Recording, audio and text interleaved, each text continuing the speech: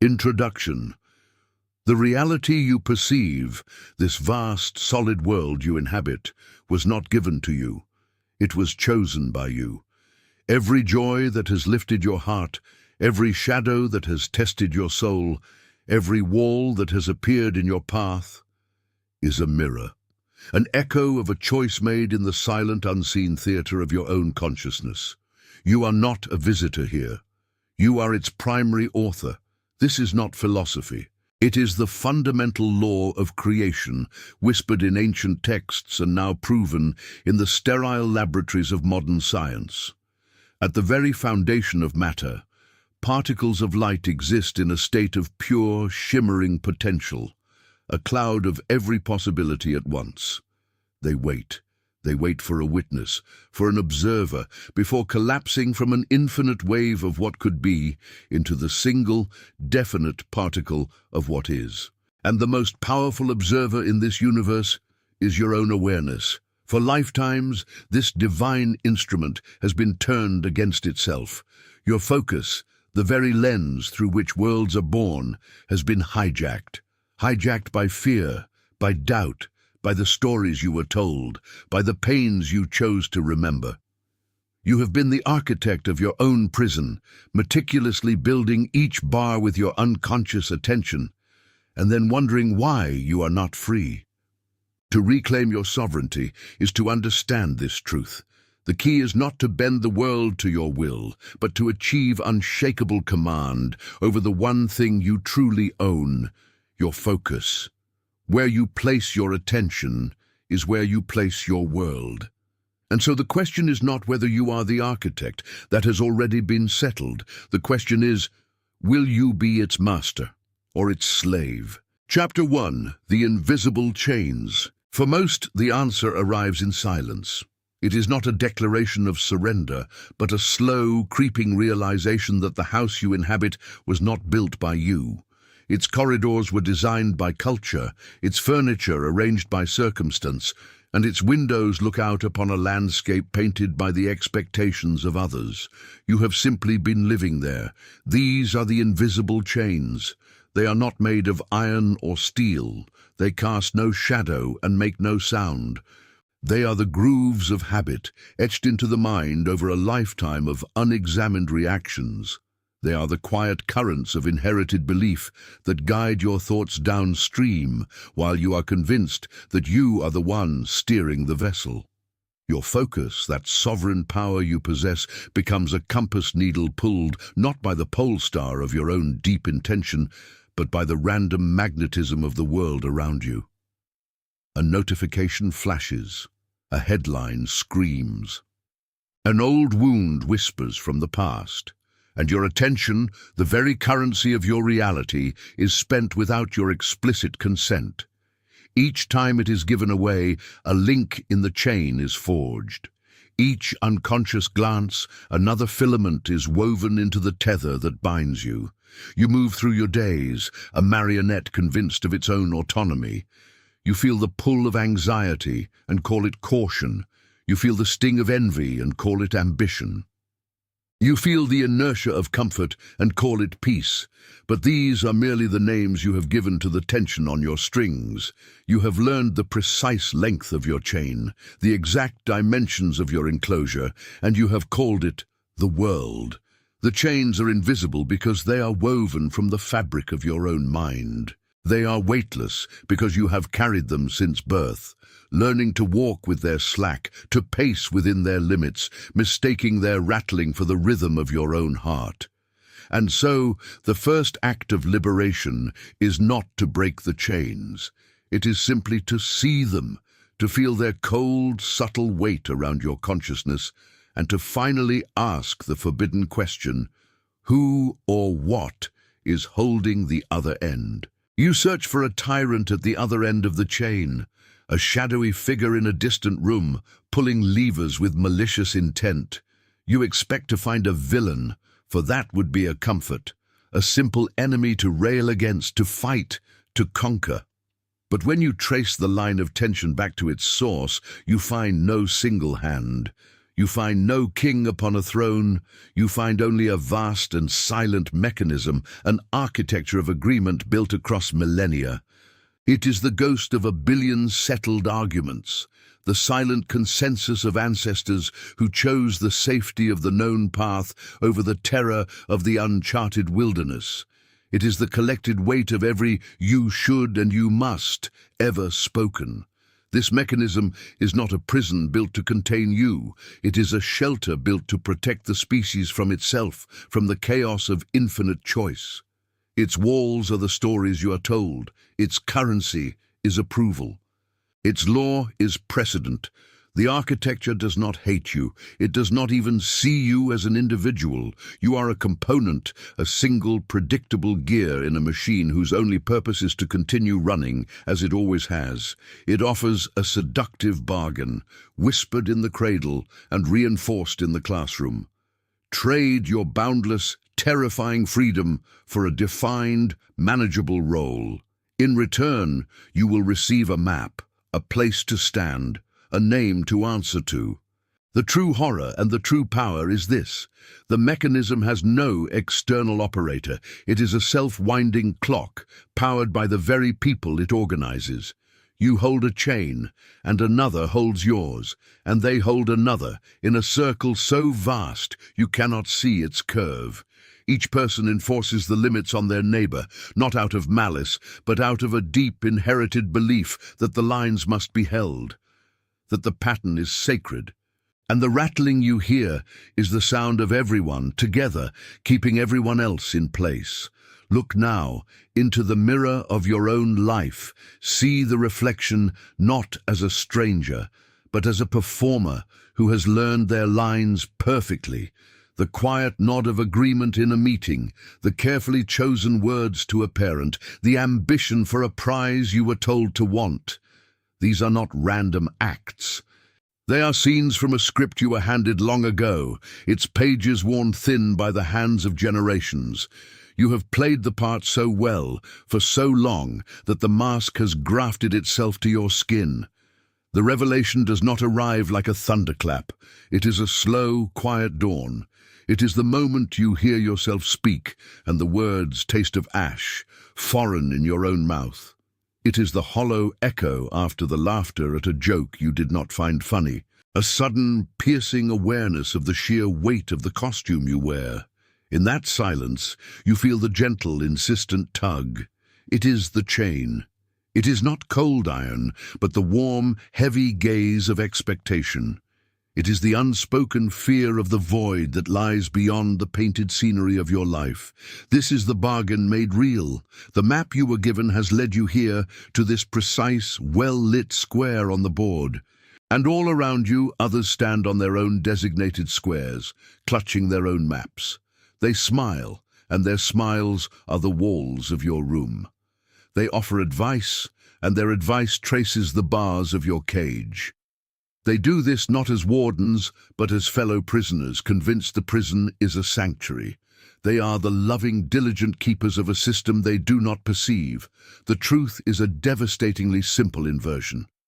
You are not trapped by a force you cannot see. You are trapped by everything you can: your home, your title, your history. The very people you love are the anchors holding you to a shore you never chose.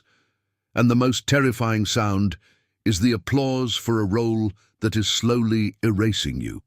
And so you stand in the quiet aftermath of the applause. The sound has faded, but its ghost remains, outlining the shape of the life you have been given. Now you see the threads, not as cold iron chains, but as shimmering filaments of light. They are spun from every earnest promise, every shared dream, every word of praise. Each one is a gift you were taught to cherish, a comfort you were told to protect. They are the beautiful, intricate tapestry of your identity, but when you look closer, with eyes that are finally your own, you see that you are not holding the tapestry.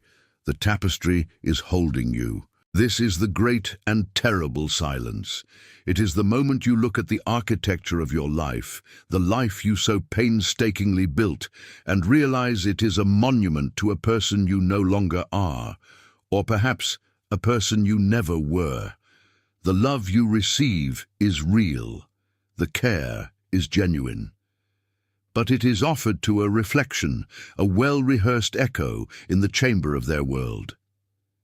They are watering a flower in a portrait, and you are the forgotten seed in the dark soil beneath the frame. To break these chains is not an act of aggression, but an act of profound stillness. It is not a war against others, but a quiet truce with yourself. The key is not a tool to be forged, but a truth to be accepted. The door is not locked from the outside. It was never locked at all. It is merely heavy, weighted down by the love and history and security you have piled against it. To leave is to betray a beautiful dream. To stay is to betray the dreamer. And in this sacred, silent crossroad, you understand. The first step is not to shatter the chains. The first step is simply to stop pulling against them, to stand for the first time without illusion and witness the magnificent, heartbreaking prison you have called home. The real journey begins now, not with a step, but with a breath. Chapter 2, The Echo in the Walls. And so you breathe, not the shallow gasp for air in a moment of panic, but the deep, resonant pull of a tide returning to itself. The breath is a silent anchor in the storm of your own making. With it, the world does not go quiet. It changes frequency. The grinding roar of the chains you pulled against fades into the background, a machine finally powered down. The frantic heartbeat of the prisoner slows to the steady rhythm of a witness. You are no longer fighting the walls, you are simply present within them. And in this profound quiet, a new sound begins. It is not a sound from the outside, it is an echo from the inside. A whisper that has been there all along, drowned out by the noise of your struggle. The walls, you discover, are not made of silent stone. They are made of voices. They are woven from promises made in youthful sincerity and from expectations accepted like sacred vows. You hear the ghost of a parent's approval, a lover's cherished dream for you, a society's definition of a life well lived.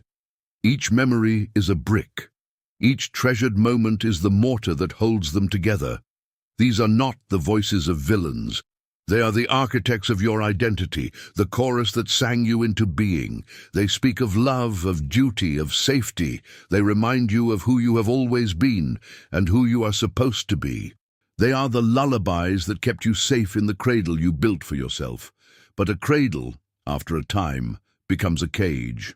Now, standing in the center of your own creation, the true dilemma reveals itself. The chains were a distraction. The real prison is this symphony of echoes, this beautiful, haunting music of your own history. The question is no longer how to break free.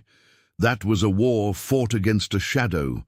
The true challenge is one of discernment, how to stand in the heart of this resonant chamber and distinguish the one true voice, your own, from the magnificent, heartbreaking choir of ghosts who love you into place. For the first time, you are not listening to escape. You are listening to understand. So you stand still. The air is thick, not with silence, but with the pressure of 1,000 conversations held long ago, a density of accumulated belief. You begin to see the echoes for what they are. Each one is a thread of light, weaving an intricate tapestry on the walls of your perception. There is the thread of a parent's caution, woven in shades of deep indigo, a shield against imagined harms. There is the bright, silver thread of a first love's praise, still gleaming, with a promise that defined your worth for a lifetime. There is the coarse, grey thread of a teacher's doubt, a snag in the fabric you have learned to work around, but never fully remove. These spectres are not invaders. They are the architects of the chamber itself. They laid the foundations with their own hopes and plastered the walls with their fears. They handed you the tools they knew and taught you the songs they sang to keep the darkness at bay. Their love is the mortar in the bricks. It is what gives the prison its integrity, its warmth. To tear it down would be an act not of liberation, but of profound desecration. This you now understand, and so you do not fight. You attune, you search for a different kind of frequency. The voices of the choir are a storm on the surface of the ocean, magnificent and powerful. But your own voice is the tide beneath, the silent, inexorable pull of a deep and cosmic current. It does not speak in words. It communicates through a quiet certainty, a feeling of alignment, like a bone settling perfectly into its joint. It is the resonance that remains when all other sounds have faded, a low hum that vibrates from the marrow outward. This is the compass that does not point north, but points inward. Its needle is not swayed by the magnetic fields of praise or criticism. It trembles only in the presence of its own truth. The task is to trust this subtle vibration above the grand orchestra, to follow the hum, not the hymn. For in that hum is the seed of every universe you have yet to create. This is the great turning point, the moment of quiet rebellion. It does not arrive with thunder or declaration, but with a subtle tilt of the head, a conscious decision to listen past the choir and attune to the silence between the notes. At first, the world seems unchanged. The demands, the expectations, the chorus of 1,000 different wills all continue their performance. They do not quiet for you, but something fundamental has shifted within the architecture of your perception. The noise is no longer an invasion. It is merely weather, a passing storm against the windows of a house whose foundations are now secure. You have discovered the one signal that cannot be distorted by the static of the world, and in choosing to trust it, you have recalibrated your entire existence. The revelation is not that the world is a lie, but that you were listening to it with the wrong ears. You were trying to find your reflection in a fractured mirror. Now, you hold the mirror. The light that illuminates your path does not shine down from above, it radiates outward from your center, and you begin to notice how the world rearranges itself around this light. What once felt like resistance now feels like guidance. An obstacle is no longer a barrier but a signpost, redirecting you toward a more resonant path. A conversation that would have once caused turmoil now passes through you, its words unable to find purchase on a surface that is smooth and whole. This is the echo. The walls of your life, the circumstances, the people, the very fabric of your reality were never meant to be a cage. They are a resonant chamber. When you are out of tune, their surfaces produce only dissonance, a clatter of confusion and struggle. But when you strike the pure note of your own inner truth, the hum from the marrow, these same walls begin to sing back to you. They return your own frequency, amplified and clarified. A chance meeting is not chance, but an acoustic alignment. A sudden opportunity is not luck, but a harmonic convergence. You are not imposing your will upon the world. You are finally participating in its deeper song. A song that was always playing, waiting for you to join the melody. The great labor was never to shatter the walls, it was to learn the art of listening. For an eternity, you have mistaken the echo for an enemy's voice, the resonance for resistance. You have pushed against the door, not realizing it was meant to be opened from your side. The universe does not yield to brute force, it yields to frequency. It bends not to the loudest shout, but to the clearest note. This is the secret hidden in plain sight, the whisper at the heart of all creation. Every frustration, every obstacle, every dead end was simply the world's honest feedback. It was a perfect and unflinching reflection of the discord within you. You were shouting at a mirror, trying to command the reflection to change its expression. But the mirror can only do one thing. It can only return the truth of what stands before it. The dissonance you heard was the sound of your own inner untruths, your fears, and your contradictions made audible. The world was not punishing you. It was teaching you, showing you precisely where you were out of tune. To accept this is to end the war. It is to lay down your arms not in defeat, but in profound understanding. You are not a solitary soldier battling a hostile reality. You are a living instrument, and the world is your soundboard. A master does not smash the cello that produces a sour note. A master tunes the string. This is the work that remains, not to change the world, but to refine the self, not to conquer your circumstances, but to harmonize with them. The echo now becomes your guide. The reflection becomes your most trusted teacher. The walls that once defined your prison are revealed to be the very architecture of your liberation, designed to amplify the song that only you can sing. The question is no longer how to escape the room. The question is, what music will you choose to fill it with? For when you finally sound the chord of your own being, pure and unwavering, you will find that the walls have no substance at all. They are made only of light, and they have been waiting for you to turn them on. Chapter 3. Cracks in the Blueprint. So you begin. The bow is drawn across the string, not with force, but with a profound and silent knowing. A single, resonant note rises to meet the stillness. It is the sound of acceptance, the chord of your own reconciled being, and it holds the weight of 1,000 lifetimes of struggle resolved into one perfect moment. And just as was promised, the light responds. The walls, once grey and absolute, begin to shimmer with a soft, internal luminescence. Their vast, empty surfaces reveal intricate geometries that bloom and pulse in perfect time with your melody. You are the musician, and at last, the universe is your willing instrument. The prison has become a sanctuary, its architecture a flawless mirror for the beauty you have finally allowed yourself to express. This is the harmony you sought. This is the unwavering peace that was foretold. You breathe into the silence between notes, a silence now filled with potential, not with absence. But listen closer. In the sacred space of that perfect resonance, a subtle dissonance enters the field. It is quiet, insidious, a ghost note hiding within the purity of your own. It is not from you. Your hand is steady, your intention is clear, your heart is whole. The note is true. Therefore, the flaw must come from without.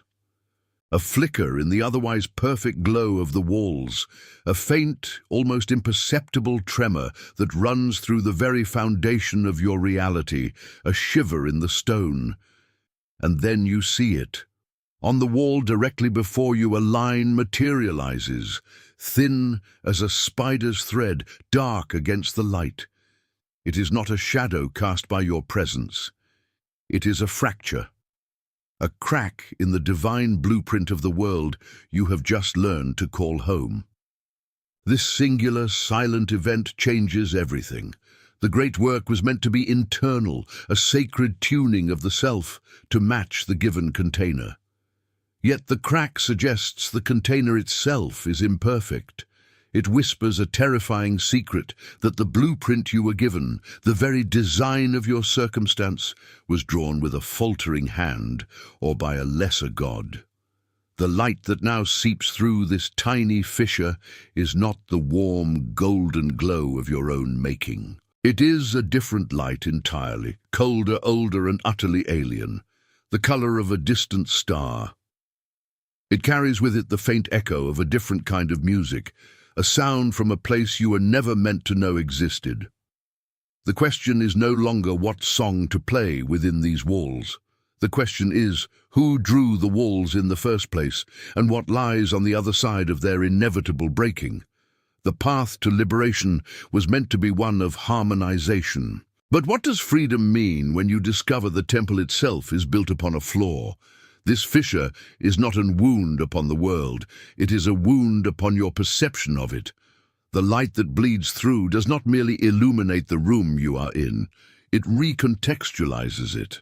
Suddenly, the ornate decorations you once cherished are revealed as hollow facsimiles. The grand frescoes on the ceiling, once depicting your destiny, now appear as crude drawings made by a child pretending to be a master.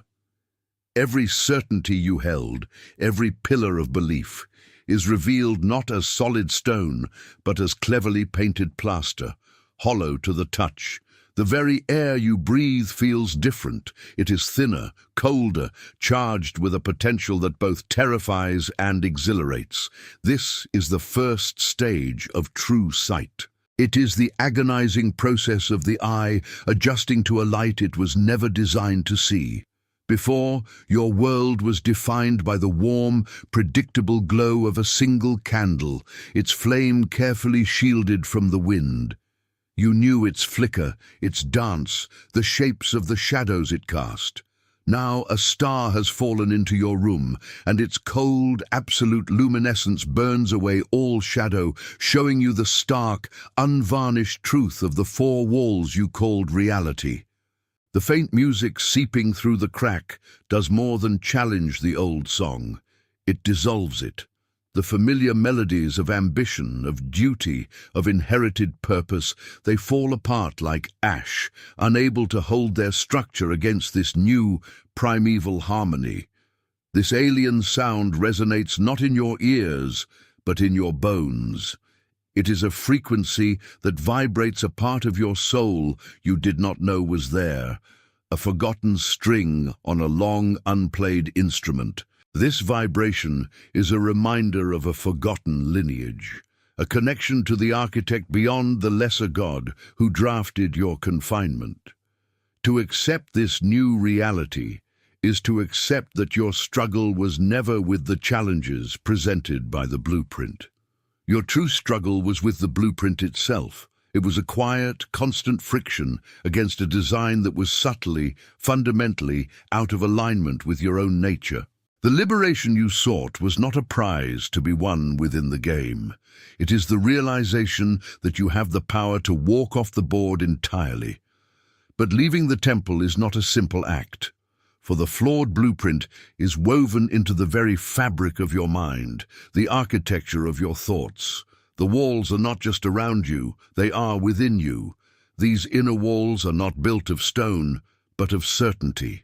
They are the quiet assumptions you mistake for your own voice, the inherited fears you wear like a family crest. The blueprint is the relentless logic that tells you what is possible and what is foolish. It is the silent governor on your joy, the architect of your respectable sorrows. It is the story of who you are supposed to be, a narrative so deeply ingrained that you have forgotten it was ever written for you. You have defended its borders, patrolled its corridors, and polished its surfaces, believing you were maintaining the sanctity of your own soul. This inner warden, this custodian of the code, is a master of disguise. It speaks with the voice of pragmatism. It offers you safety in exchange for sovereignty. It convinces you that the tremors of your own authentic heart are signs of instability, a madness to be contained. It tells you that the cage is a sanctuary, and that the vast open wilderness beyond its bars is a place of certain demise. This voice is the ghost of the lesser god, an echo left behind to ensure the temple remains occupied. It has taught you to fear the very power that seeks to set you free, to pathologize the divine discontent that is your compass home. But the cracks appear. They are not grand, cataclysmic events. They are subtle fissures in the mundane, a moment of inexplicable sadness on a day of celebration, a sudden piercing clarity in the dead of night, a word from a stranger that lands like a prophecy, destabilizing a belief you thought was bedrock. These are the moments when the vibration of the true instrument resonates through the flawed architecture. They are dissonant chords in the predictable melody of your life, whispers from your forgotten lineage that the world is infinitely wider than your map suggests. These are not failures of your character. They are not glitches in your mind. They are evidence of its integrity. Each crack is a testament to an indomitable self that refuses to be fully contained by a design that is not its own. They are proof that something truer, wilder, and more ancient within you is pressing against the boundaries. The discomfort you feel is not a symptom of your brokenness. It is the sound of your own liberation beginning to break through. It is the first ray of a different dawn, illuminating the dust in a room you are only now realizing you can leave. The light that enters through these fissures does not simply illuminate the old room, it reconsecrates it. What was once a prison of predictable angles and solid walls now becomes a temple of glorious imperfection. The dust motes dancing in the sunbeam are not signs of decay, but constellations of a new cosmos waiting to be born through you. For a lifetime, you have lived by a map drawn by a foreign hand, a rigid geometry that sought to tame the wilderness of your spirit. But a river cannot be convinced it is a canal.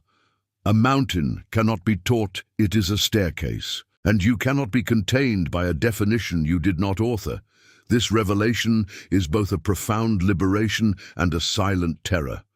The blueprint, for all its strictures, offered the cold comfort of certainty. It told you where to stand, what to build, and how to measure your worth against its unforgiving lines. To let its ink fade and its paper crumble is to step into an open field under a sky with no visible horizon. There are no marked paths here, no signposts of approval. The only compass is the deep resonance you feel, the quiet hum of that ancient self finally given air to breathe, a vibration that has waited patiently for your attention. Do not mistake this for an act of desperate construction. You are not building a new identity from the rubble of the old. You are engaging in an act of remembrance. You are an archaeologist of your own soul, gently brushing away the sediment of expectation, the hardened clay of inheritance, the dust of should and must. Beneath it all lies a foundation that was never compromised. A bedrock of pure being that has weathered every storm you were told would break you. This is the sacred turning point, the moment the dissonance becomes your symphony, the instant the flaws are recognized as the defining features of a far grander design, one written not in ink, but in starlight and gravity. The discomfort was the pressure of a seed breaking its shell. The anxiety was the tension of a bow being drawn just before release. Now, you stand at the threshold. The door has been unlocked from the inside all along. The world beyond does not promise safety, but it offers the one thing the blueprint could never provide. It offers you yourself in all your untamed and boundless truth. Chapter 4, The Tools of Creation. You stand in the silence that follows a great undoing.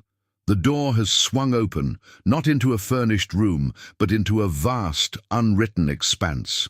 An endless canvas awaits. For a lifetime you were an apprentice, dutifully following a design laid out by unseen hands. You learned the trade of assembly, of fitting your soul into pre-cut grooves. The comfort of that structure, even in its constriction, was a form of gravity. It told you which way was down. Now in this boundless freedom, there is no gravity. There is no map. The air itself feels thin, shimmering with a terrifying and exhilarating potential. And a question, colder and sharper than any fear you knew before, begins to form in the quiet. The blueprints are ashes. The instructors are gone. What now? How does one build a world from scratch with no tools and no training in the art of creation itself? The ghost of the architect still walks the halls of your mind, whispering of order, of measurement, of the right way and the wrong way. A deep instinctual panic arises, the urge to find a new blueprint, a new master, a new system to replace the old one. It is the addict's tremble for the poison that destroyed them, simply because its presence is familiar. You were taught to look for the chisel and the hammer, for the saw and the stone. You search your empty hands, and finding nothing, you assume you are unequipped. This is the first great test of the new world, the final illusion to be pierced. You have been looking for instruments outside of yourself, believing creation is an act of external manipulation. You have been asking for a rule book on how to be free. But what if the tools were never objects to be held?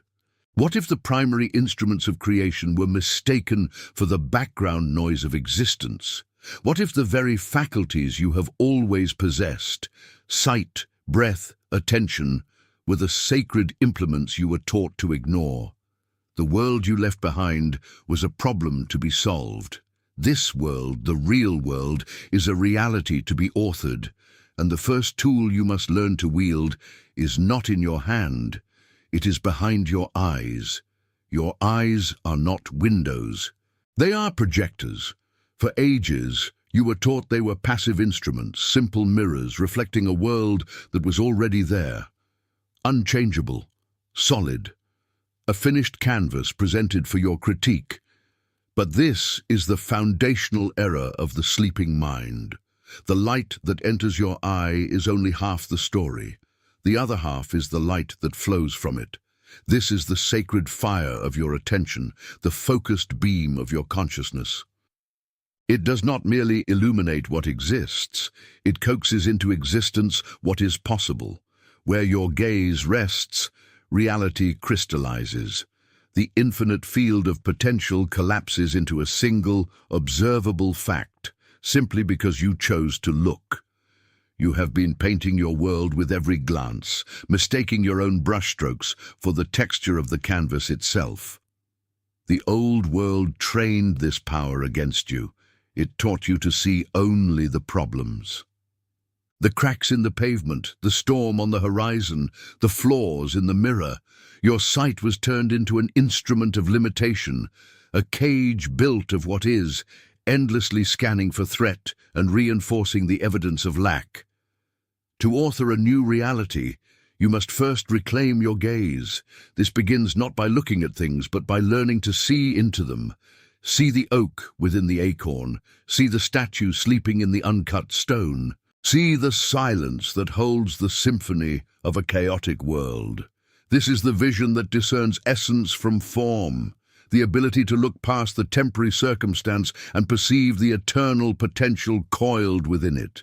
When you look at another, do you see a collection of past mistakes, or do you see the unwritten story waiting for a witness? Your perception is a potent blessing you bestow upon the world. What you truly see in another you call forth. What you hold in your world, you invite to stay. Your creative life force flows through the channel of your sight.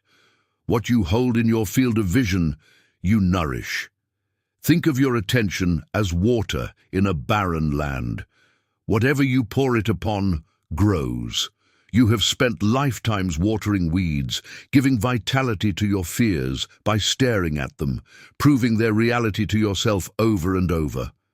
The first sovereign act of creation is a conscious choice, a deliberate turning of the head, a decision to withdraw your light from the reality you wish to dissolve and to place it with unwavering intent upon the one you wish to build.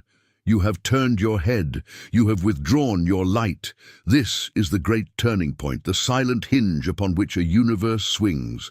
But sight alone is only the scout. It identifies the territory. Now you must learn the language of the architect. The second sovereign tool is the feeling, the inner resonance. Before a world is seen, it must be felt. Before a reality can be touched, it must be inhabited within your own being. Your imagination is the drafting table, but your heart is the builder. It does not work with stone and steel. It works with frequency. It works with the subtle, powerful substance of emotion. Look at the life you inhabit, the room you are in, the people you know, the state of your health and your wealth. Do not see it as a random collection of circumstances. See it for what it truly is, an echo, a memory made solid. You are living inside a masterpiece you painted yesterday, last year, a decade ago. It is a perfect mirror, reflecting with unflinching accuracy the beliefs and feelings you once cultivated as your home. Every circumstance, every relationship, every challenge and triumph is a flawless physical translation of an emotional frequency you once held as dominant. This is not a judgment, it is a liberation. For if you are the artist of the past that now surrounds you, then you are, by definition, the artist of the future you are now beginning to feel. To try and change the world without first changing your inner state is to argue with a reflection in the mirror. You can shout at it, plead with it, attempt to physically command it, but it will only ever mimic your posture. The change must happen within you, the source of the reflection. The act of creation is not an act of doing, but an act of being. You must become, in your internal world, the person who already has what you desire. You must feel the gratitude, the peace, the love, the abundance, not as a future reward, but as a present reality. This feeling is the magnetic charge. It is the silent signal you send into the quantum field, the request and the answer all in one. It is the clay of the cosmos awaiting the imprint of your conviction. The tools of creation, therefore, are not held in your hands. They are not the strategies, the plans, or the frantic efforts of a world built on the illusion of control. The true instruments are forged in the quiet furnace of your heart. Think of your being as a tuning fork. When you strike it with a feeling of lack, of fear, or of striving, it sends out a dissonant vibration. The universe, in its perfect and impersonal law, can only echo that frequency back to you, bringing more circumstances that match your inner discord. But when you learn to hold the frequency of your fulfilled desire, when you can feel the warmth of the sun you seek before it has risen, your entire being resonates with a new song. This is the harmony that calls worlds into existence. This is the great inversion of truth. You have been taught to fight for your reality, to wrestle it into submission. You have been told that your worth is measured by the sweat on your brow and the resistance you overcome. But the masters of reality do not fight the current. They become the ocean. They do not hammer the stone into shape. They become the sculptor whose vision is so clear, so unwavering, that the stone simply surrenders the form that was always hidden within it. This requires a discipline far greater than any physical effort. It is the discipline to hold your focus, to choose your feeling, to return to your desired state again and again, especially when the world of shadow and echo shows you the opposite. It is the silent, internal work of the weaver at the loom of time. Each thought a thread, each feeling a color, creating the tapestry you will one day walk upon. You are not merely a witness to creation. You are its very mechanism. Understand this, and you cease to be a ship tossed by the waves. You become the wind and the tide. Chapter 5. Forging the Keystone. You have come to understand the loom. You have felt the threads of thought and the colors of feeling pass through your fingers. You have accepted the profound truth that the world is not something that happens to you, but something that happens from you. The winds of circumstance and the tides of fortune are not your masters. They are your breath and your heartbeat. And yet a quiet dissonance remains. A persistent echo from a hall you believe you have already left. You stand as the acknowledged author of your story, but you read pages you do not remember writing. You conduct the orchestra of your reality, yet you hear discordant notes that were never in your score. This is the great paradox that confronts every awakening mind. It is the riddle that stands guard at the gates of true mastery. If the power to shape worlds rests within you, why does the world before you so often bear the shape of your fears, your doubts, your deepest anxieties? If you are the sculptor, why does the marble so often reveal a form you did not intend? This is not a sign of your failure. It is a testament to the depth of your own power, a power so complete that it honors even the beliefs you hold in secret from yourself. Every life is an archway, built stone by stone from your beliefs and assumptions. Many of you build with great labor. You lay the stones of positive thinking, of disciplined action, of focused intent. Yet under the slightest pressure, the structure trembles. In the storms of life, it collapses. This happens for one reason alone. You have built the sides of the arch, but you have not yet forged the keystone. The keystone is the central locking stone from which all other stones derive their strength. Without it, an arch is just two pillars leaning against one another, destined to fall. This keystone is the single most important piece of your entire reality. It is not a technique. It is not a ritual. It is the irreducible core assumption you hold about your own being.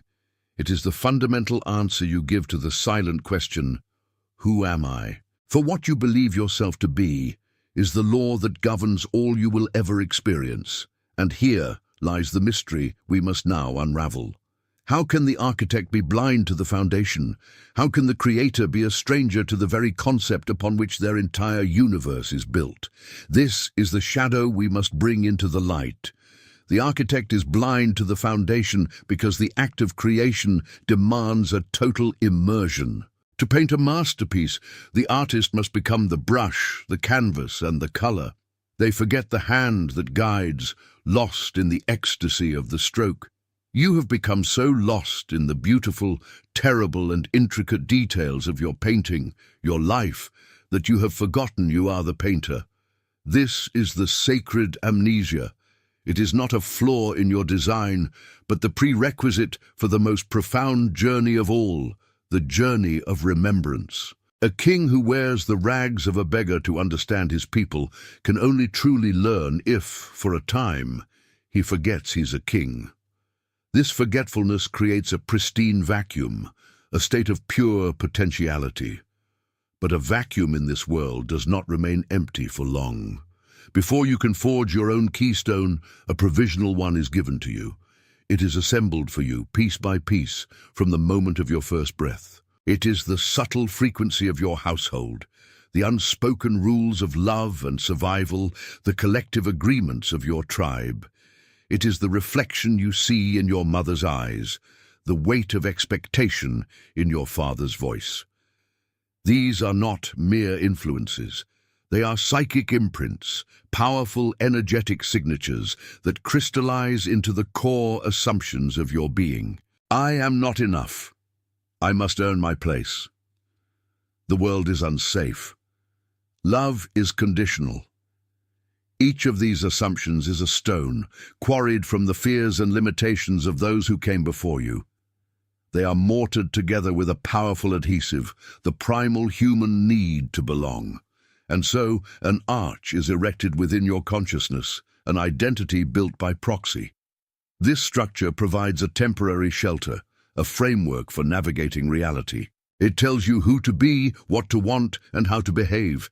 It offers a fragile, conditional safety at the cost of your innate sovereignty. And here is the source of the deep, unnamed ache, the quiet dissonance that hums beneath the noise of your daily life. It is the friction between the infinite being you truly are and the finite, borrowed identity you have been conditioned to perform. It is your soul's blueprint clashing with the inherited architecture. This conflict manifests as anxiety, as aimlessness, as a persistent feeling of being a stranger in your own skin. You are a lion convinced it is a sheep, and you cannot understand the roar you feel trapped in your own chest. To forge your keystone is to begin the great excavation. It is to dig beneath the foundations of this borrowed temple, to find the bedrock of truth, and to have the courage to tear down a structure that has never truly been your home. Look around you. The world you inhabit is a relentless architect, and it has been building your prison since your first breath. It does not use stone and mortar. It uses expectations. It uses praise and punishment. It uses the silent, heavy weight of tradition and the deafening roar of the crowd. Every headline you read, every advertisement you see, every casual conversation is a brick being laid in the wall that separates you from your own sovereign nature. You have been handed a script, a costume, and a role to play. The dutiful child, the ambitious professional, the responsible citizen, and you have played the part so well for so long that the line between the actor and the character has begun to blur. This is why the approval of others feels like oxygen and their disapproval feels like suffocation. You are not seeking validation for who you are. You are seeking a performance review for the identity you have leased. You scroll through the curated lives of others, not for connection, but for comparison, a way to measure if your mask is fitted correctly, if your performance is convincing enough. You chase achievements, possessions, and titles, not because your soul craves them, but because the script demands them as props. These are the gilded bars of a cage you have mistaken for a kingdom. The revelation does not arrive like a thunderclap. It arrives as a whisper in the dead of night. It is the sudden, piercing clarity in a moment of stillness when the applause dies down and you are left alone with your reflection. It is the pang of envy you feel when you see someone else living with raw, unapologetic freedom. That envy is not a flaw. It is a compass. It is your buried self pointing toward the life it was meant to live. It is the authentic frequency of your being, finally cutting through the static of conformity. This discomfort is a sacred signal. It is the first tremor that precedes the earthquake, a sign that the foundations of the false temple are beginning to crack. And through those cracks, for the first time, a genuine light begins to shine through. That light is not a gentle dawn. It is a stark, interrogating beam, cutting through the incense of illusion. It illuminates the dust motes dancing in the silence, each one a moment of compromise. It reveals the intricate architecture of the cage you mistook for a kingdom, the gilded bars you polished as achievements. To finally see the truth of your own construction is to also stand before the ghost of the life you did not live. A silent figure made of every suppressed instinct and abandoned dream. There is a profound grief in this, a mourning for the years spent serving a lesser god, the god of expectation. Do not turn away from this sorrow. It is not weakness. Let it wash over you, for it is a holy water, cleansing the palate of your soul for the rich, complex taste of your own truth. The world, with its vested interest in your predictability, does not want you to see this light. It will rush to your side with comforting lies. It will offer you the finest mortar to patch the cracks, promising you security and the warm narcotic of approval if you just return to the quiet of your cell. It will whisper that the tremors were just a passing fear, that the foundations are sound, that the freedom you glimpse is a desolate wilderness. This is the great seduction, the final desperate temptation to unknow what you now know, to retreat from the sacred battlefield of your own becoming and accept a peace that is not peace, but a slow and silent surrender. But the keystone of a true life cannot be placed in a fractured wall. It demands a cleared ground. This revelation is not the finished cathedral, it is the quarry. It is the raw, uncarved block of granite from which your central principle must be hewn. Forging it means embracing the terrifying, exhilarating responsibility of the sovereign architect. It is the conscious, deliberate choice to honor the internal blueprint of your soul over the countless floor plans others have tried to impose upon you. This act of forging is done in the fire of your own focused will, hammered into shape by the courage to disappoint others in order to be true to yourself. This keystone is the first vow you make to this emerging self. It is a silent, unbreakable promise to no longer betray your own frequency for the sake of a fleeting harmony with the world. It is the core principle that will hold the arch of your new existence together when the storms of doubt and external resistance inevitably arrive. Therefore, the false temple must fall. Every pillar of compromise, every altar of conformity must be brought down. And you must be the one to swing the hammer, to feel the reverberation of its impact in your own bones. The demolition is not an act of rage. It is the first, definitive act of creation. Chapter 6. The Scaffolding of a New World. The dust settles. A profound silence descends where the great walls once stood, a quiet so complete it has its own weight, its own texture. This is the sacred ground zero of your own making. You stand in the center of the ruins, not as a conqueror, but as the sole survivor of a world that had to end. The air is clean, stripped of the old incense of obligation and the stale perfume of approval. For a moment, there is only the vast open sky and the rubble of a life you have finally refused to live. This emptiness is the first true reward. It is not a vacuum of loss, it is a sovereignty of space. But here, in this magnificent desolation, a new and more subtle challenge presents itself. The cage is gone, but its absence has revealed the terrifying scope of the wilderness. Before, your path was dictated by corridors. Your thoughts were shaped by the acoustics of the rooms you were placed in. Your desires were echoes of the voices that filled those halls. Now there are no walls to press against, no ceiling to aspire to, no floor to catch you if you fall. There is only you, the keystone you forged, and an infinity of directions. Freedom, you discover, is not a gentle pasture. It is a frontier, and it demands a courage far greater than the one required for demolition. The courage to create from nothing. The old world, for all its constraints, provided a map. It gave you landmarks of expectation and signposts of tradition. It offered a pre-drawn architecture for your soul.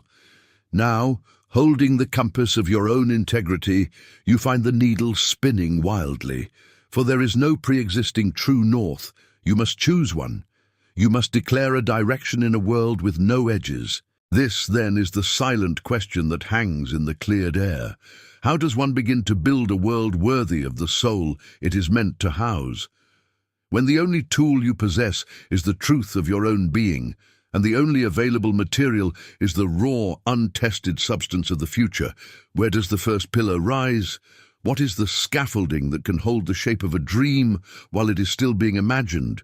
For the ghosts of the old architects will whisper that you cannot build here, that this ground is unstable, that you are not worthy of the task, and your first act must be to build something that can withstand the gravity of their doubt, especially when it echoes from within.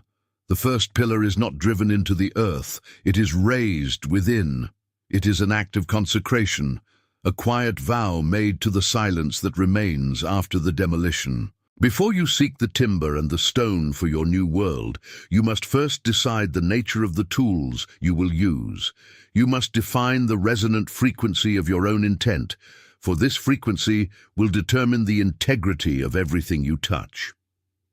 Think of a master bell maker who does not begin with molten bronze, but with the pure, unwavering sound the bell is destined to create. That perfect, singular note is the blueprint. All else is just metal, waiting to be brought into alignment. This is the first piece of the scaffold you must erect, a single, non-negotiable principle. It may be a commitment to honesty without exception. It may be a dedication to compassion as the primary law of physics in your new reality.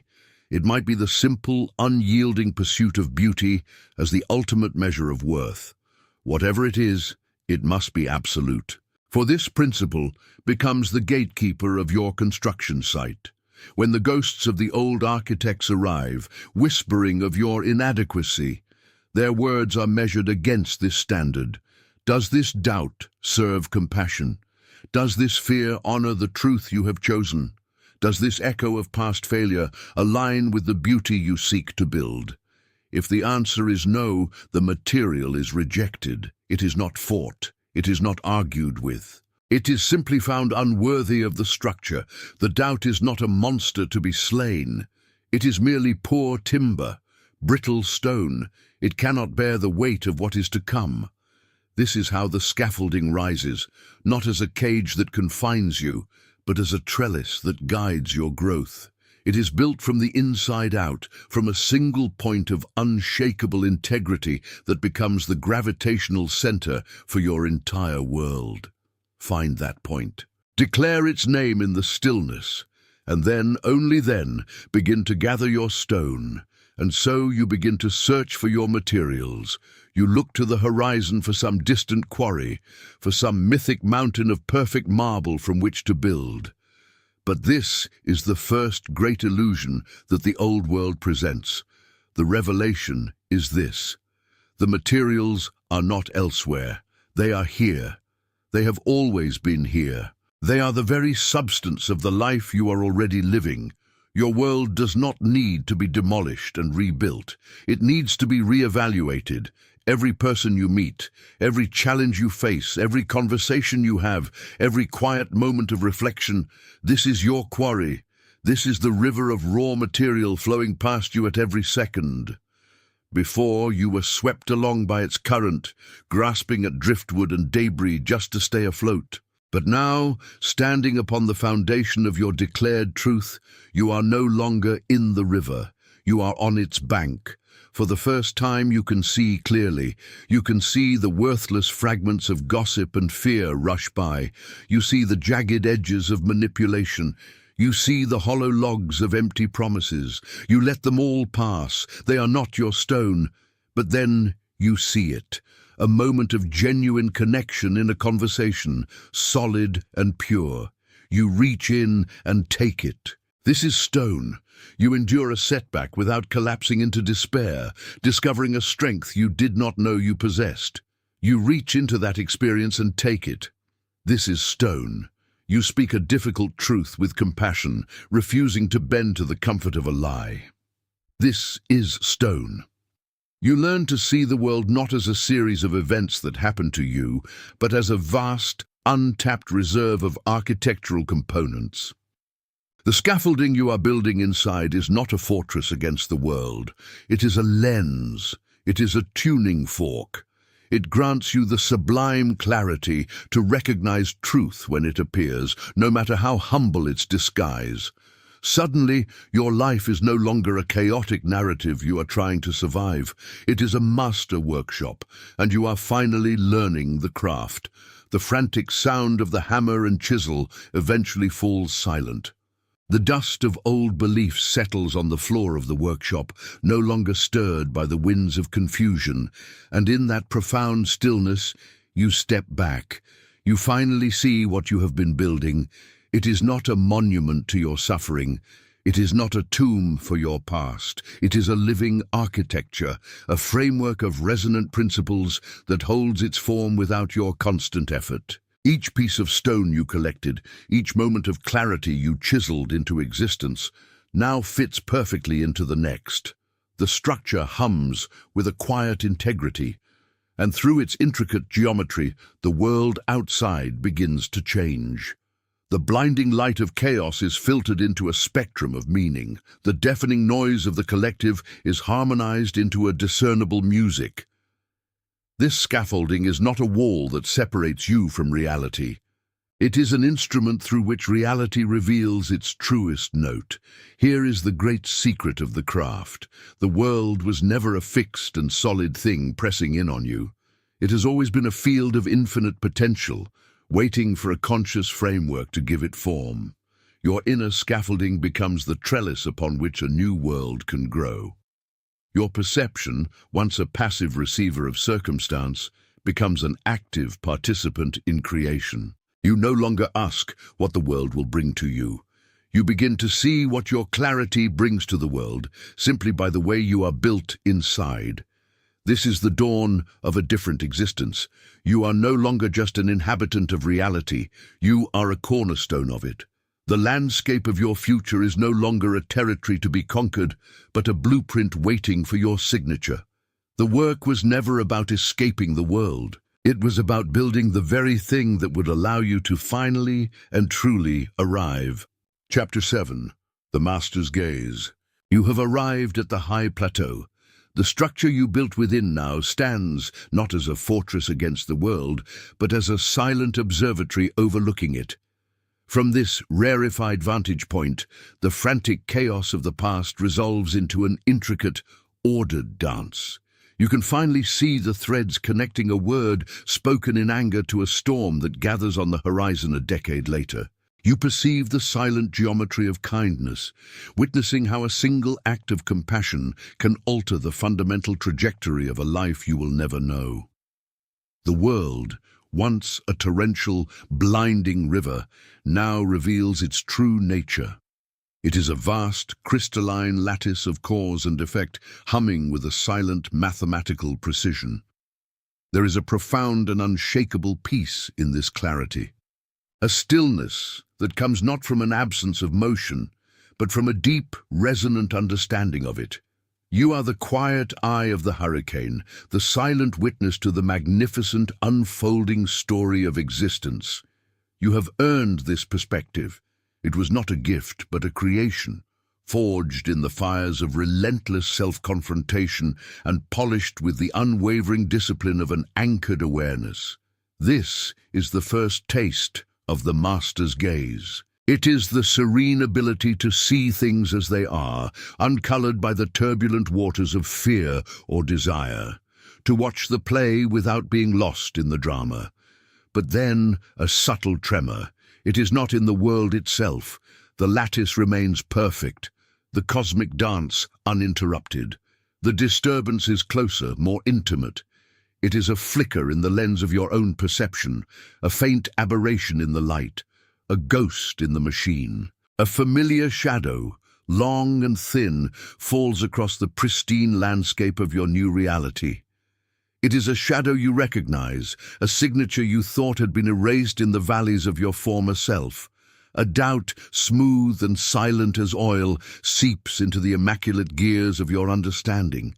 An old fear, wearing a new and clever mask, begins to whisper a question that has no words, a feeling that destabilizes the foundation of your peace. Suddenly the great mystery is no longer out there in the cosmos, but has coiled itself within the very seat of your awareness.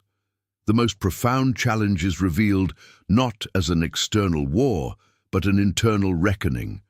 Now that you can project order and coherence onto reality, what is to stop you from projecting a more sophisticated, more convincing illusion? Now that your inner world has the power to shape the outer, how do you know if the demon you see at the horizon is a true monster or simply the last dying echo of a battle you have already won?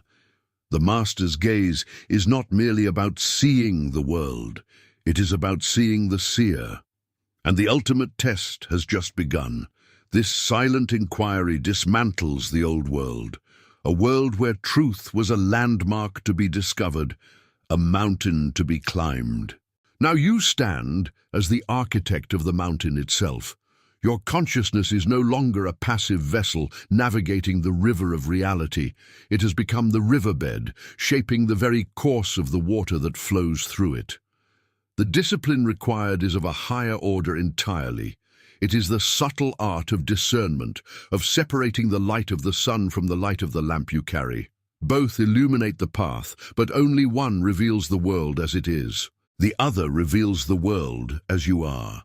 This is the great paradox of mastery. The clearer your inner vision becomes, the more potent your capacity for self-deception. Your mind, now a finely tuned instrument, can create a symphony of such coherence and beauty that you forget you are the composer. You can build a prison of perfect logic, with walls so seamless they are invisible. You can paint a mirage of peace so convincing that you will die of thirst in the desert, believing you are standing by a lake. The phantom on the horizon is the ultimate test. To fight it is to give it power, to feed it with the energy of your own belief. To ignore it is to risk being consumed by a genuine threat. The master's gaze, then, is a state of radical stillness. It is the practice of looking upon the world, both inner and outer, without the immediate impulse to name, to judge, or to conquer. It is the courage to ask, not what is true, but what part of me is being reflected back in this moment. The seer must learn to account for the tremor of their own hand as they draw the map of existence. For in that tremor lies the signature of the self, the final veil between perception and reality. This gaze is not reserved for mystics on mountaintops, nor is it a treasure unearthed only after a lifetime of silent meditation. It is forged in the quiet furnace of your daily life. It is the space between the word that wounds you and the anger that rises to meet it. It is the pause between the fear of the unknown and the frantic impulse to control it. Consider the smallest moments, a passing comment from another that feels like a judgment, an unexpected silence that your mind interprets as abandonment. In that instant, the mirage appears. A story is born, complete with a villain, a victim, and a history of perceived injustice. The heart beats faster. The body tenses for a fight that exists only on an inner battlefield. This is the desert. This is the phantom on the horizon. To fight this phantom is to argue with a ghost. You give it form. You give it strength. You build for it a throne inside your own awareness. But to simply look with the master's gaze is to change the nature of the inquiry. The question ceases to be, why did they do this to me? It becomes, what ancient part of me is resonating with this? What old wound is singing its sorrowful song once more? You are watching a film projected onto the screen of the present moment, but the projector is deep within you. Its lens is ground from the dust of your past experiences, your deepest insecurities, and your unfulfilled longings. The master's gaze is the quiet courage to turn away from the screen and look at the projector itself, to see the light, the dust, and the flickering film for what they are. In that recognition, the mirage does not shatter. It simply dissolves. The anger may still be present, but it is no longer your master. The fear may still whisper, but you are no longer its captive. You see the tremor of your own hand, you feel the pulse of your own history, and you realize, with a stillness that is the bedrock of freedom, that the world is not happening to you. The world is happening through you, and so the lens shifts not with a crack, but with a silent, graceful turn. The world happening through you is not a declaration of godlike control, but a humble admission of sacred partnership. Think of yourself as a pane of ancient stained glass in a forgotten cathedral. The light of existence, pure and without judgment, pours through you moment by moment. That light is reality itself, untainted and whole. Your life, your history, your every belief and wound, these are the shards of colored glass. The deep cobalt of a lesson learned in sorrow, the fiery crimson of a love that once burned bright, the emerald green of a hope that still endures. For so long you have lived on the cold stone floor below, utterly convinced that the shifting mosaic of color and shadow was the entire world. You chased the vibrant patterns, believing they were the source of joy. You fled from the encroaching darkness, certain it was an enemy coming to claim you. The master's gaze is the slow, profound act of lifting your eyes from the dance on the floor to the window itself, to finally see your own intricate, fractured and unrepeatable design. In this gaze, there is no judgment, only recognition. You do not control the sun, you do not command the clouds that obscure it, but for the first time you can truly know the sublime architecture of the glass through which the light is filtered, and the frantic chase ends. There is no broken pattern to fix, only a window to behold. There is no external enemy to vanquish, only an internal mechanism to understand. You are the conduit, not the casualty. The sacred space through which life expresses its infinite color. This realization does not grant you a life without storms, but it reveals the anchor that was always there. The world will still offer its tempests, but they no longer threaten to shatter you, for you now understand that you are not the fleeting pattern on the floor. You are the very frame, the enduring vessel that gives the light its unique and beautiful form. This is the quiet power from which all true creation is born, the stillness at the heart of the turning world, and from this hallowed ground of self-recognition we learn to truly walk. Chapter 8. The Throne in the Heart. The journey inward does not end with the discovery of stillness. It begins there. Having found the unshakable ground beneath the chaos, we stand at the threshold of a new and far more subtle landscape. An inner kingdom, vast and silent, that has waited for an eternity. Imagine walking through its gates for the first time. The air is clear. The noise of the outer world fades into a distant memory. Here, at the very core of your being, lies the source of all your life's commands, the origin point of every choice, every fear, and every act of courage. At the center of this silent dominion stands a throne. It is not carved from gold or stone, but from the very essence of awareness itself. This is the seat of sovereignty. From this single point, the entire reality of your experience is governed. It is the place from which true authority flows, shaping the world not with force, but with the quiet gravity of authentic presence. We spend our lives searching for power, for control, for a voice that will be heard. We seek it in wealth, in status, in the approval of others, never realizing that the ultimate seat of power has been waiting, unoccupied, within our own heart. And this is the great and startling revelation that meets the weary traveler. You enter the hallowed throne room of the self, expecting to meet a king, a god, or a guardian. Instead, you find only silence. The throne is empty. The hall is still. You have discovered the control room of your universe, only to find no one at the helm. This is the hidden tragedy of the human experience. Not that we are powerless, but that we have abdicated the one power that was truly ours. We have abandoned the throne. So who or what has been issuing the decrees? In the sovereign's long absence, lesser forces took command. They were not malicious invaders, but desperate regents trying to manage a kingdom in chaos. Fear became the chief advisor, building walls where there should have been horizons. Doubt was the lawmaker, writing statutes of limitation on every dream. The echoes of old wounds became the royal guard, defending a past that no longer existed. The voice of the collective became a counterfeit king, issuing commands that served the crowd but starved the soul. An entire administration of ghosts has been running the affairs of your heart, all while the true ruler was away, lost in the world, believing they were a peasant. The path forward, then, is not a battle to overthrow these phantoms. They are merely symptoms of an empty seat. The real work is a coronation. It is the slow, deliberate, and quiet act of return. It is the process of remembering your own royal signature. But how does one claim a kingdom without an army?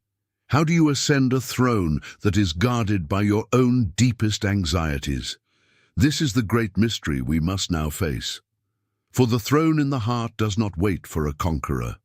It waits for the one who finally recognizes their own reflection in its silent, patient gaze. The reflection it holds is not an image of grandeur, but one of profound simplicity. It shows you as you are, without the masks you have worn or the titles you have collected.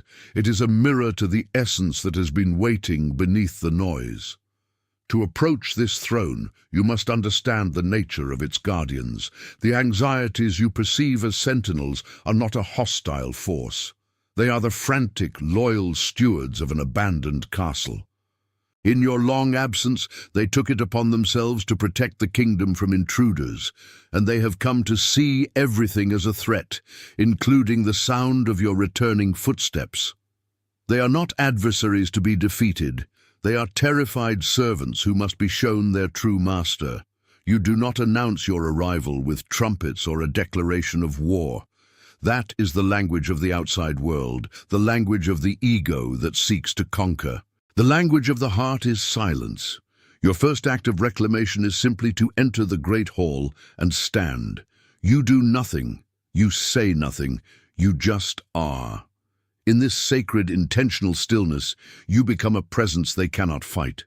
They were trained to repel an attack, to argue with a demand, to resist a force, but they have no protocol for a quiet, unwavering presence. Your stillness is a question they have never heard before. Slowly, the whispers of fear begin to change their tone. The shadows on the wall seem to pull back, not in defeat, but in curiosity. The dust motes dancing in the single shaft of light seem to slow their frantic spin. In this space, your very breath becomes an act of governance. The steady rhythm of your heartbeat becomes the new law of the land. The guards do not surrender, for there is no battle. They simply recognize a resonance, a frequency that feels more like home than the chaos they have worked so hard to maintain. They begin to remember their true purpose. They were not meant to be jailers of your heart. They were meant to be the keepers of its peace. This clarity is a strange and unfamiliar country. For so long, you navigated your world by the maps of fear and the compass of anxiety. Every interaction was a complex calculation of risk and reward. Every decision, a desperate defense against a future catastrophe that lived only in your mind. These guards were not confined to your heart. They were on your tongue, censoring your truth. They were behind your eyes, filtering reality through a lens of lack. They stood at the precipice of every great opportunity, whispering of all the ways you could fall. Look at them now in the quiet light of your presence. You finally see them for what they are. The relentless guard of self-criticism was only trying to protect you from the judgment of others by judging you first. A misguided but loyal soldier. The warden of procrastination was not a sign of weakness. It was a guardian, terrified of your failure and even more, of the blinding light of your success. Each inner tyrant, each silent saboteur was a frightened part of you, given a sword and a suit of armor, and told to protect a kingdom it did not understand. They were simply doing the only job they knew how to do, with the only tools they had. And because of this, the world outside begins to change. Not because it has, but because the sovereign who perceives it has been restored. The person who cuts you off in traffic is no longer a personal affront, a sign of disrespect. They are simply a person in a hurry, caught in their own story. The difficult conversation you have been avoiding is no longer a battle to be won or lost. It is a space to be entered with curiosity, a landscape to be explored, not a fortress to be conquered. You stop seeing the world as a constant reflection of your worth and begin to see it simply as it is, a chaotic, beautiful, and impartial unfolding of moments. This is the great liberation. You realize you were never fighting the world. You are fighting your own frantic resistance to its flow. From the throne in your heart, you do not command the waves to be still. You finally give your own vessel permission to be unsinkable. The reign of peace is not the absence of storms. It is the profound and lasting discovery of an unshakable anchor within. It is the end of the war against what is. The silence that follows the end of a long war is a language all its own. It is not an empty quiet, but a resonant stillness, filled with the profound presence of what remains. This is the landscape where you now reside. In the echo of the final surrendered weapon, a peace that is not fragile, but foundational. The throne in your heart was not forged in the fire of ambition or won in bloody conquest. It was simply discovered in the quiet humility of letting go. A seat carved from the bedrock of your own being, waiting patiently through all the years of internal battle. From this sovereign place, you see the past not as a gallery of scars to be hidden, but as the intricate, necessary chisel marks that revealed the statue within. Each failure, each moment of pain, was a necessary stroke of the artist's hand, shaping you into this present form. You see the future not as a territory to be claimed, but as an open sky full of potential weather. You do not fear the coming clouds, for you are no longer a fragile leaf at their mercy. You are the mountain they must pass over. The crown you wear is not of gold, but of lucid awareness. Its only jewel is the present moment, endlessly refracting light. The old tyrants of the mind ruled with an iron fist, demanding allegiance from every thought, every feeling. They built walls of judgment and declared entire parts of your own nature as enemies. But this new sovereign rules with an open hand. It does not banish fear or sadness or anger from the kingdom. It offers them a seat at the council table. It listens to their urgent stories without believing they are the only truth. This is the ultimate authority. The power to witness without being consumed. The grace to feel an emotion fully, without becoming the prisoner of that feeling. The world no longer rushes at you like an invading army. It flows around you, a great and impartial river of experience. You are the stone in its center, unmoving in your essence. feeling its cool current, its sudden warmth, its relentless push, but you are no longer carried away by its chaos. The incessant chatter of a million external voices becomes a distant murmur, like wind through a forest. The only voice that holds true weight now emanates from the stillness of the throne. It does not shout orders. It does not pass judgment. It simply is. A constant, steady hum of truth beneath all the noise. This is the great homecoming, the return to the self you were before the world told you who you should be. It is the end of seeking validation in cracked mirrors and the beginning of finding substance in the source. Here you are not more and you are not less. You are simply, finally, enough. The coronation is complete. The war for the inner kingdom is over. And now the true reign begins, not a reign of control, but of connection, not of force, but of flow. Conclusion: the mirror and the maker. What you have learned cannot be unlearned. The world you once saw as a solid, unyielding fortress of fact is now revealed for what it has always been, a reflection, a vast and intricate echo of the kingdom, or the prison, that you built inside yourself. Before, you saw chaos in the storm, malice in the shadow, and chance in the falling leaf. You perceived reality as a series of external events happening to you. Now you see the signature of your own consciousness written across the face of the cosmos. The patterns are no longer random. The noise is no longer meaningless. It is all feedback. It is all a response to the quiet broadcast emanating from the throne within your heart. The world has not changed, your eyes have. And in that shift of perception, the entire universe is remade. You have walked through the hall of mirrors and discovered that every distorted image, every monster and every savior was just another face of you. This is the liberation. It is not the power to command the winds, but the wisdom to finally understand their source. The struggle to control the world was the very chain that bound you to it. The true architect does not fight the materials. The true architect understands their nature so deeply that creation becomes an act of effortless surrender. The master is not one who forces the stone to bend, but one who listens to the stone and finds the form it was always meant to take. You are free not because the storms of life will cease, but because you no longer see yourself as the ship. You are the ocean. You are the stillness beneath the waves and the fury of the gale itself. The question of master or slave dissolves, for it was born of a false war between the self and the world. When the two are seen as one, who is there to rule and who is there to serve? To be the architect is not to impose your will upon reality. It is to become so exquisitely aligned with it that your life becomes its perfect unfolding design. You do not shape reality. You are the shape it takes.